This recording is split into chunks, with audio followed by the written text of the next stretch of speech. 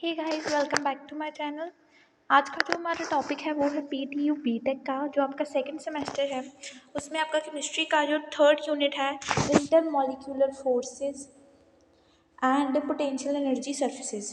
आज हम इसी यूनिट के ऊपर बात करेंगे। ये है आपका सेकंड सेमेस्टर का इंजीनियरिंग केमिस्ट्री का third unit, intermolecular forces and potential energy surfaces.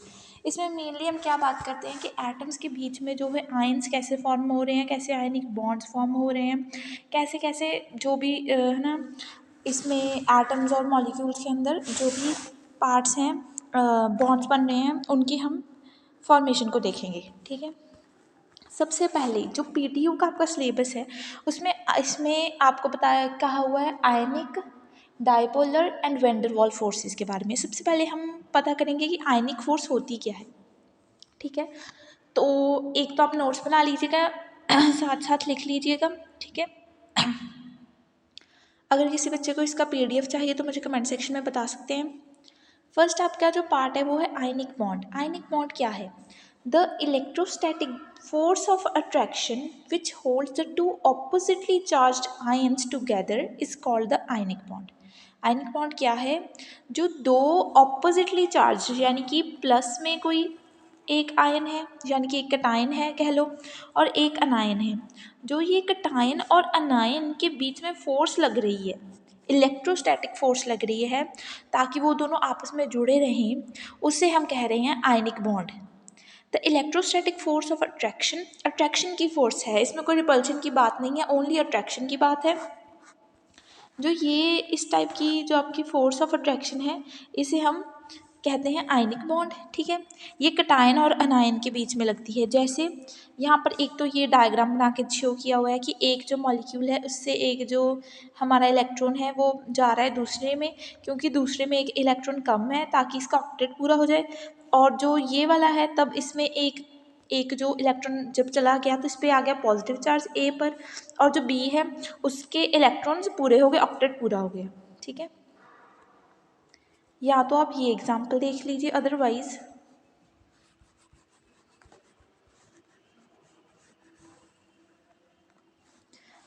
इसकी जो एग्जाम्पल है वो बहुत कॉमन है। एग्जाम्पल इसकी आ जाएगी NaCl। NaCl में ऐसा ही होता है। NaCl में हम कैसे लिखते हैं, यहाँ पर कोई वेकेंट स्पेस नहीं है,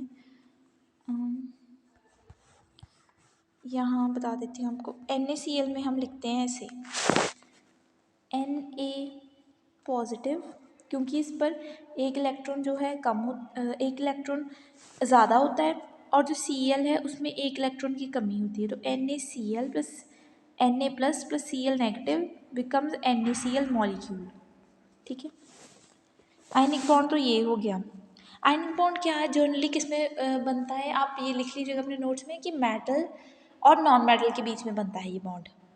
जो मेटल होते हैं वो होते हैं इलेक्ट्रोपॉजिटिव इन नेचर, और जो नॉन मेटल होते हैं वो होते हैं इलेक्ट्रोनेगेटिव इन नेचर। तो उनके बीच में जो बॉन्ड बनता है जनरली उसे आयनिक बॉन्ड कहते हैं। ओके, नेक्स्ट अब आपके सिलेबस में बात की गई है डायपोलर बॉन्ड की। डायपोलर बॉन्ड एक अलग ही शब्द यूज़ किया है, जबकि जो डायपोलर बॉन्ड है आपने प्रीवियस क्लासेस में भी पढ़ा होगा, वो है आपका 12th क्लास का जो पार्ट है कोऑर्डिनेट कंपाउंड चैप्टर में, कोऑर्डिनेट कोवेलेंट बॉन्ड। इसे ही हम डायपोलर बॉन्ड कहते हैं, इसे ही हम डेटिव बॉन्ड भी कहते हैं। ये देखिए, अ कोऑर्डिनेट कोवेलेंट बॉन्ड और डायपोलर और डेटिव, डेटिव भी कहते हैं इसको। इधर लिख देती हूँ डेटिव बॉन्ड। ठीक है, इज अ कोवेलेंट बॉन्ड, ये कोवेलेंट बॉन्ड ही है। ठीक है, that forms when both electrons come from the same atom. Generally जो कोवेलेंट बॉन्ड है, अगर हम नॉर्मल कोवेलेंट बॉन्ड की बात करें, डायपोलर की बात ना करें, तो वो कैसे बनता है, शेयरिंग ऑफ इलेक्ट्रॉन से बनता है जो बॉन्ड, उसे हम कहते हैं कोवेलेंट बॉन्ड।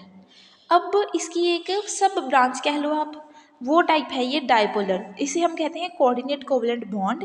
इसमें क्या है, जनरली क्या होता है कोवेलेंट बॉन्ड में कि जो इलेक्ट्रॉन्स हैं वो दोनों एटम से आ रहे हैं, लेकिन कोऑर्डिनेट कोवेलेंट बॉन्ड में जो इलेक्ट्रॉन्स हैं वो सेम एटम से आ रहे हैं। ठीक है, आप ये एग्जांपल देखिए, इसमें दो टाइप्स के एटम होते हैं, एक होता है इलेक्ट्रॉन डोनर और एक होता है इलेक्ट्रॉन एक्सेप्टर।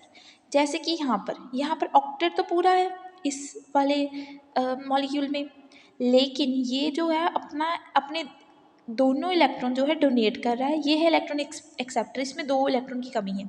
ये पेयर ऑफ वैलेंस इलेक्ट्रॉन्स है, ठीक है। तो ये शेयर कर रहा है। इसने क्या किया, जो ये 2 इसके पास इलेक्ट्रॉन्स थे, इसने इसे दे दिए और ये दोनों आपस में जुड़ गए। ये देखिए जुड़ गए ना, और ये सेंटर में क्या हुआ, इनके सेंटर में क्या हुआ, शेयरिंग हो गई। Sharing of electrons, shared pair of electrons come from same atom. यही फ़र्क है बस कोवलेंट और कोऑर्डिनेट कोवलेंट में, यानी कि डायपोलर बॉन्ड में और कोवलेंट बॉन्ड में। कोवलेंट बॉन्ड में दोनों ही जो आपके इलेक्ट्रॉन्स हैं वो अलग अलग एटम से आ रहे हैं, और कोऑर्डिनेट कोवलेंट बॉन्ड में जो एटम्स हैं वो सेम, जो आपके इलेक्ट्रॉन्स हैं वो सेम एटम से आ रहे हैं, ठीक है। नेक्स्ट अब हम बात करें इन वंडर वॉल इंट्रैक्शन की। वैन डर वाल इंट्रैक्शन क्या है, van der Waal forces are intermolecular forces. जितनी भी इंटरमॉलिक्यूलर फोर्सेज हैं उसका नाम इन्होंने वैन डर वाल फोर्सेज रख दिया है। वैन डर वाल फोर्सेज, जितनी भी यूनिवर्स में फोर्सेज प्रेजेंट है उनमें से सबसे वीक फोर्स होती है वैन डर वाल फोर्स, ठीक है। They include attraction and repulsion between molecules and atoms, ठीक है। ये अट्रैक्शन भी शो कर सकती है, रिपल्शन भी शो कर सकती है एटम्स के बीच में और मॉलिक्यूल्स के बीच में।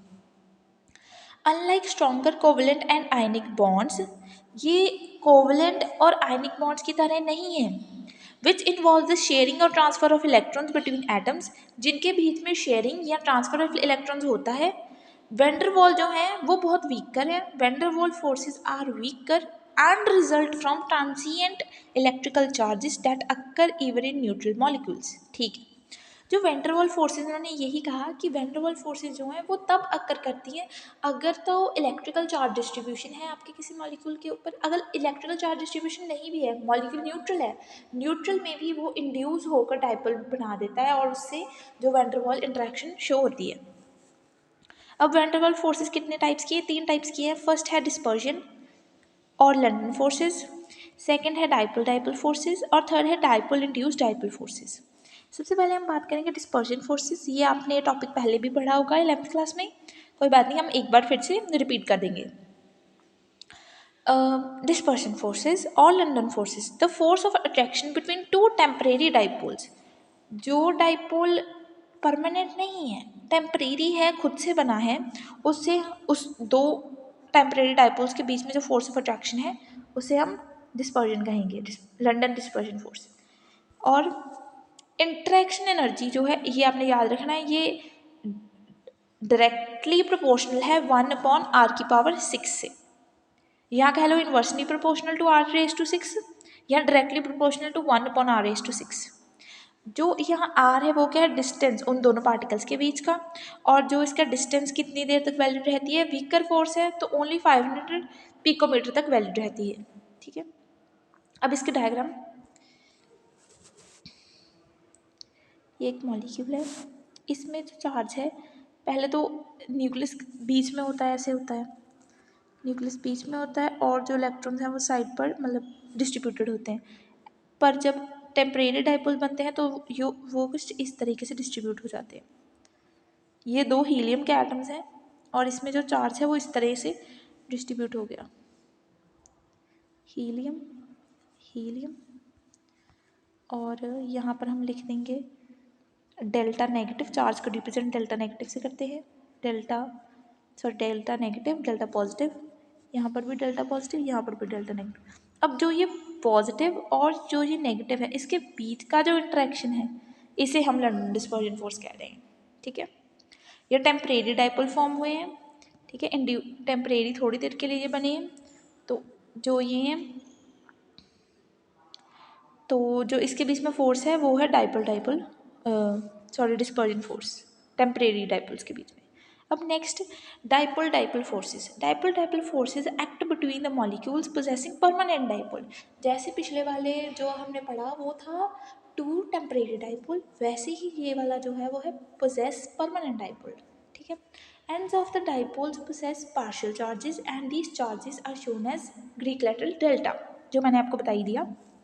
क्या कह रहे हैं कि मॉलिक्यूल्स जो पोसेस करते हैं परमानेंट डाइपोल उनके बीच में ये फोर्स होएगी, जो पहले से ये डाइपोल हैं, तो जो एंड्स हैं डाइपोल के उनके ऊपर पार्शियल चार्ज आ जाएगा, पार्शियल चार्ज को हम डेल्टा से रिप्रेजेंट करते हैं। नेक्स्ट हाँ ये बात, हाँ, कि ये जो फोर्स है वो एक्ट कर रही है दो पोलर मॉलिक्यूल्स के बीच में, ठीक है। इंटरेक्शन की एनर्जी है inversely proportional to R cube, where R is the distance between the two particles. This interaction is stronger than London force, London force इससे स्ट्रॉन्गर होगी डाइपोल डाइपोल फोर्स। ये देखिए डायग्राम बनाया हुआ है। HCl है जो पोलर मॉलिक्यूल है, एग्जाम्पल जैसे जितने भी पोलर मॉलिक्यूल्स है HCl, H2O, ठीक है, और भी कोई पोलर मॉलिक्यूल है तो उन सब के बीच में ये जो फोर्स वो एक्ट करेगी। यहाँ पर डेल्टा पॉजिटिव चार्ज, यहाँ पर डेल्टा नेगेटिव, यहाँ पर डेल्टा पॉजिटिव, यहाँ पर डेल्टा नेगेटिव, ये है परमानेंट डाइपोल, ये डाइपोल बन के ही रहता है। तो इनके बीच में जो इंटरेक्शन एनर्जी है उसे हम dipole dipole interaction between two HCl molecules कहेंगे, ठीक है। अगर किसी बच्चे को ना इसका PDF वगैरह चाहिए तो आप मुझे कमेंट सेक्शन में बताना, मैं आपको प्रोवाइड करवा दूँगी, ठीक है। ओके, अगर आपको किसी और चैप्टर में या और सब्जेक्ट में किसी में भी क्वेरी है ना, आप मुझे DM कर दीजिए इंस्टाग्राम पर, मेरी इंस्टाग्राम की ID आप ना वहाँ से ढूंढ सकते हैं, जहाँ पर मेरी पोस्ट है ना, पोस्ट पर मैंने डाली हुई है, ठीक है। नेक्स्ट डाइपोल इंड्यूस्ड डाइपोल, पहले क्या बात की टू टेम्परेरी डाइपोल की, बाद में क्या बात की टू परमानेंट डाइपोल की। अब हम क्या इसमें बात करेंगे, अब हम बात करेंगे the attractive forces operate between polar molecules having permanent dipole and the molecules, ठीक है।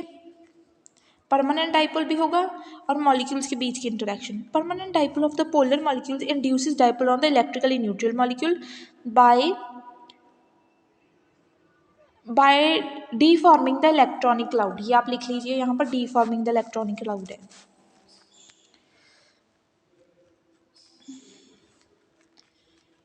डीफॉर्मिंग द इलेक्ट्रॉनिक क्लाउड,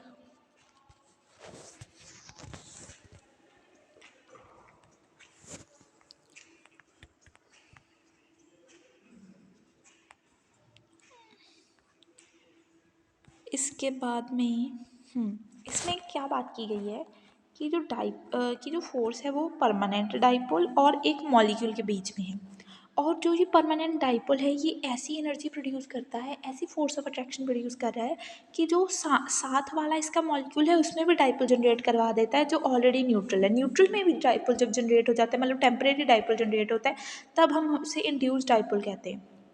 ये देखिए यहाँ पर लिखा भी हुआ है, induced dipole moment depends upon the dipole moment present in the permanent dipole.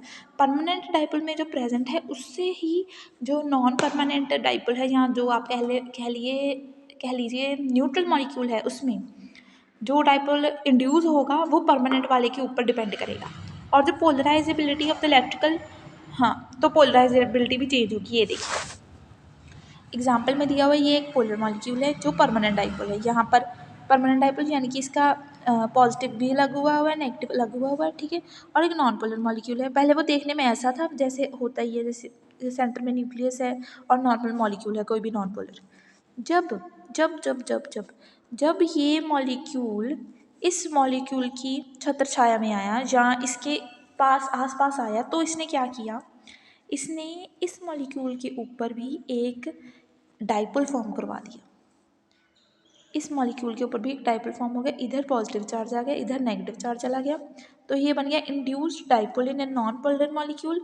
और ये है permanent dipole as a polar molecule, और इनके बीच का जो इंटरेक्शन हुआ उसे हम कहते हैं dipole induced dipole interaction between permanent dipole and induced dipole. यही है इस फोर्स का मतलब। देखिए मैं आपको एक बार फिर से रिकैप दे दूँ। फर्स्ट फोर्स बात की हमने, डिस्पर्जन फोर्स किसके बीच में हो रही है, ये टू परमानेंट डाइपोल्स के बीच में, ठीक है।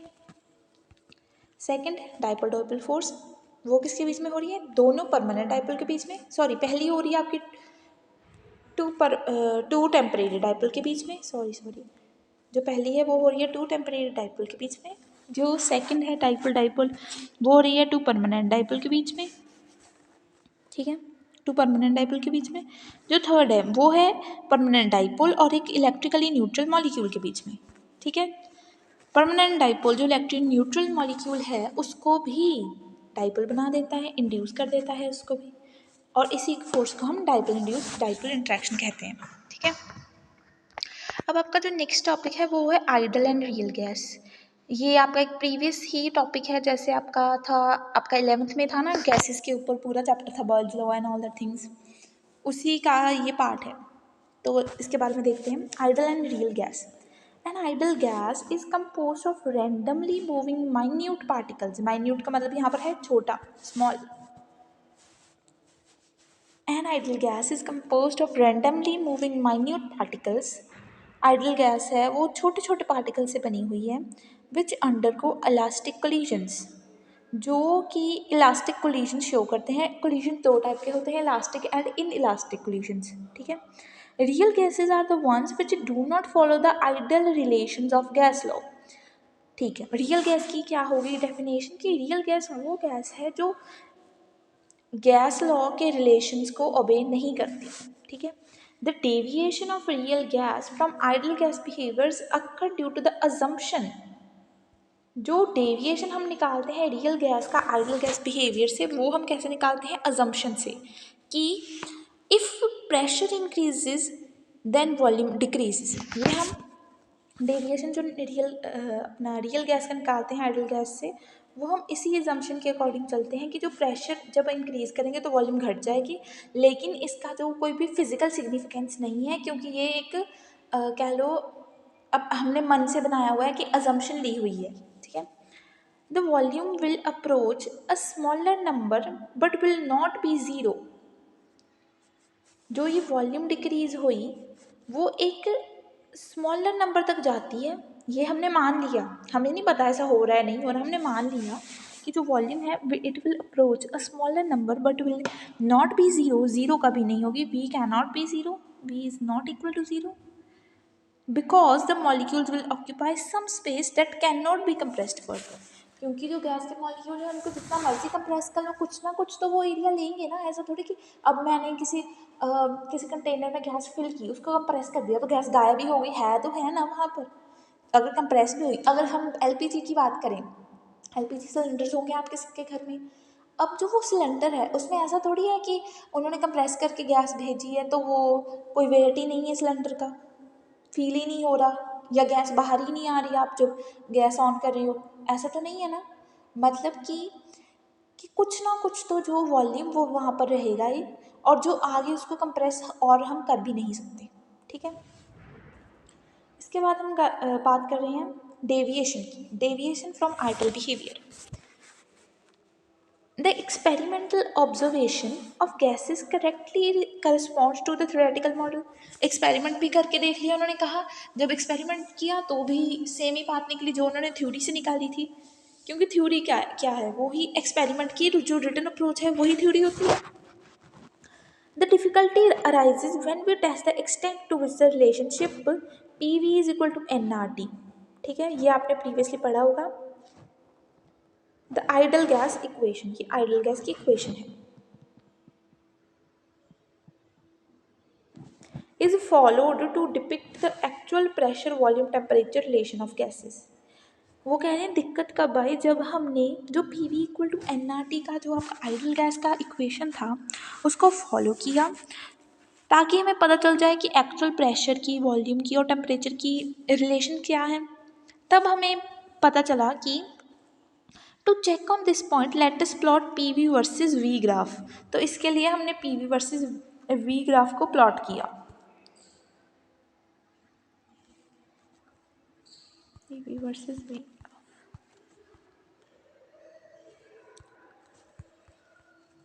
मैं आपको एक और अदर पीडीएफ से शो कर देती हूँ ये ग्राफ। अब हम देखेंगे नेक्स्ट है, at constant temperature the PV relation with the PV versus P graph will be straight line parallel to X axis. ये देखिए हमने प्लॉट किया, यहाँ पर पीवी है, ये यहाँ पर पी है, इसको हमने जब प्लॉट किया तो जो आइडल गैस है वो एक स्ट्रेट लाइन शो हो रही है, और हमने इसके साथ और गैसेस लिए हैं, कार्बन मोनोक्साइड, CH2 हीलियम, ठीक है। तो हमने देखा कि जो आइडल गैस होगी वो तो सीधी जाएगी, लेकिन बाकी सब में थोड़ा थोड़ा एक बेंड आ रहा है, सारी गैसेस में एक स्लांट आ रही है, ठीक है। तो इससे हमने क्या देखा कि the above figure shows that the graph constructed from actual data for some gases are 273 kelvin 273 kelvin temperature लिया, ठीक है। Looking at this graph it is seen that at constant temperature the P V as P plot is not straight line for real gases. जो असल में real gases हैं उनके लिए तो वो स्ट्रेट नहीं है, ठीक है। There is a significant deviation from the ideal behaviour. क्या हुआ, क्या हमने नोट किया कि यहाँ पर ज़रूर कोई ना कोई सिग्निफिकेंट डेविएशन हुआ है। In the case of hydrogen and helium, if the value of P increases, then PV also increases. देखो किस किस में कहा है इन्होंने, हीलियम और हाइड्रोजन में। In the case of hydrogen and helium, in the case of hydrogen and helium, when the value of PV increases, value of P also increases. ठीक है, यहाँ से भी जो है वो चेंज हुआ और PV और P दोनों की वैल्यूज ही चेंज हुई, ठीक है।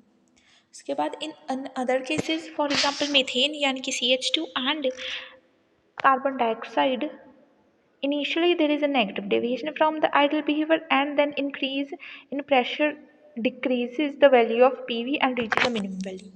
देखिए पहले CO2 है, यहाँ पर CO2 लिख लीजिए क्योंकि नीचे कार्बन डाइऑक्साइड लिखा था ना। पहले इन्होंने नेगेटिव डेविएशन दिखाई, आइडियल गैस से नीचे चले गए। फिर इन्होंने पॉजिटिव डेविएशन दिखाई क्योंकि जब PV की वैल्यू इंक्रीज हुई, initially there is a negative deviation from the ideal behavior, then there is an increase in pressure, the increase in pressure decreases the value of PV। Decrease हो गई value PV की जब pressure increase हुआ और एक minimum value पर पहुंच गई। After it reaches the minimum point PV value starts increasing and crosses the line for the ideal gas.